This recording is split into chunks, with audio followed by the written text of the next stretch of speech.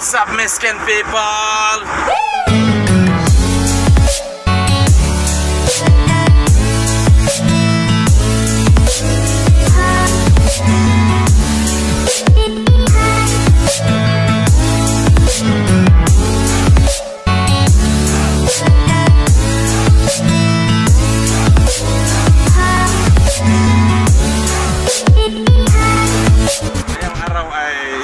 Vlog na to ay kadugtong sa nakarang vlog na kung paano magsemento ng kalsada, mula sa pagbuhos ng semento, pag-tamper, pag-float at pag-final.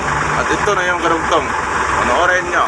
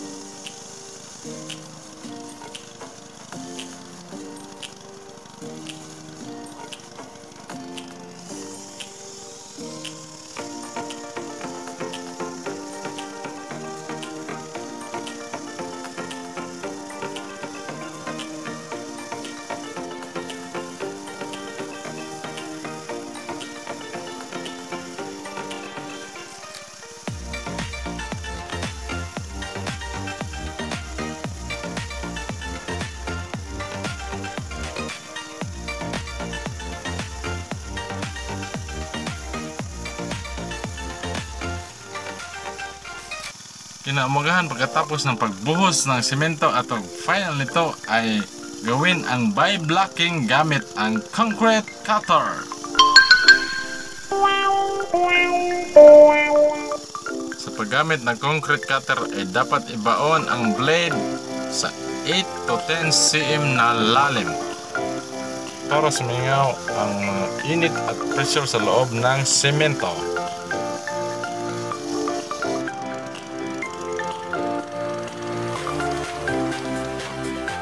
Mula dyan sa linya na yan at papunta dito na linyang ito ay yan ang whole block. Ang whole block ay binubuo ng 4.5 meters, equivalent to 1 block.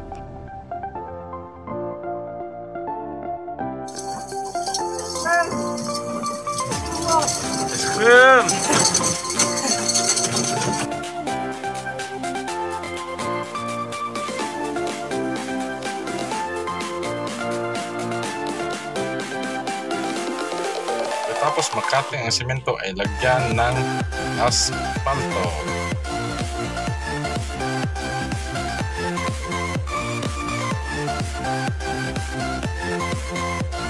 Ito mag-release tayo guys.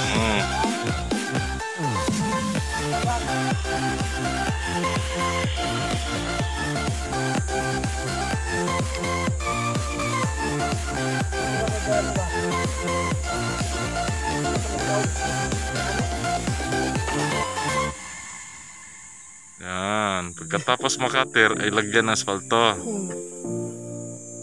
Para di mabutangan, para di man lagyan ng tubig. Ito ba, boss? Yan, dinamihan talaga. Ang ganda ng pagka-asfalto. Ang ganda. Magat pa. Sabon na ako kay...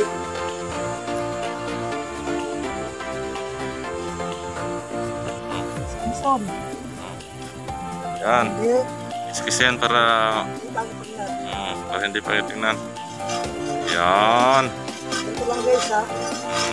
Para malinis. Para malinis tingnan. Okay. Now. Guys.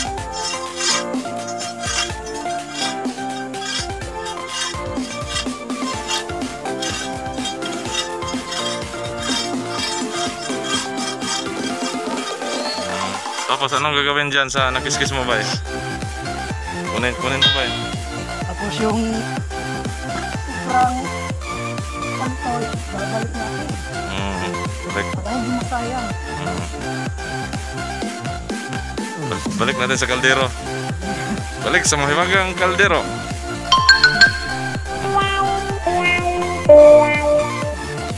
Balik pala. Para walang sayang. Walang sayang. Kaya, Okay, thank you po. Ganito kasi yun mga miskin, pag pinagliban mo ng mga ilang araw ang pagkating ng simento ay may mamumuong bitak-bitak gaya niyan. Tawag niyan ay hairlines.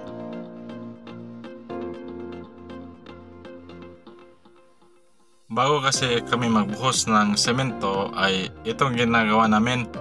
Nag-watering kami muna sa base bago magbuhos para maiwasan yung mga hairlines na yan. Pero maraming dahilan kung bakit nagbuo ang hairlines, kaya ng hindi sakto ang pagtimpla ng tubig sa semento, labis man ito or kulang. Pwede rin sa aggregates na bato na ginagamit na marumi ito,